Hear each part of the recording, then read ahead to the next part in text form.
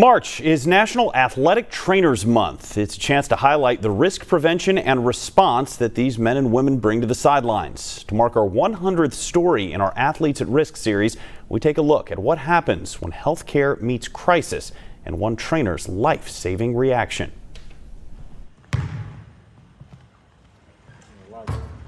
The heart of a young basketball player beats in a quiet gym. 17-year-old Zaharias Hillman lives for the game. The last time Z was on the court, he was a mini highlight reel. Steals, dunks, he was on fire. He checks the marks.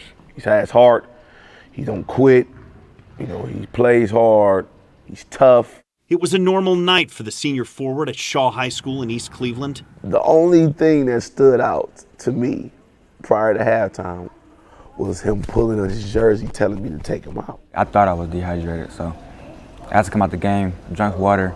I laid on the floor for a little bit because I was like, what's going on?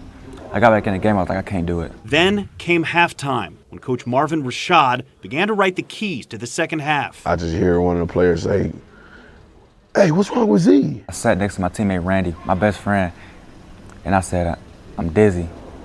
And they said, as soon as I said that, I fell face front on the ground. David Silverstein is Shaw's athletic trainer. He started in January. He works on contract on an as-needed basis.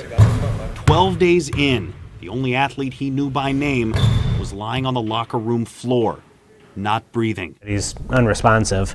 Z didn't have a pulse. His eyes were rolled back in his head and, glassy stare. He had some agonal breaths. Decided I couldn't really wait any longer and, started chest compressions. From where I was standing in the locker room, I was looking at the AED machine. I'm like, man, we never had to use it, but it was like a reality. EMS rushed him to the hospital. When I woke up in the ICU, I asked what day it was. Then I said, they found out I think it was Thursday. I was like, oh my God, I didn't take the trash out. Then the second question, I was like, wait, Thursday, did we win? She said no. And I knew we had a game Friday. I was like, can I play? She said no. That was when I knew something was going on. TNZ, ball for Z, right at the top. Is that fate? Z was born with a rare heart condition. He was cleared to play prior to the season. On February 9th, less than 1 month after he collapsed, Z underwent heart surgery. Survival of an out-of-hospital cardiac arrest ranges between 5-7%. Look at that tattoo.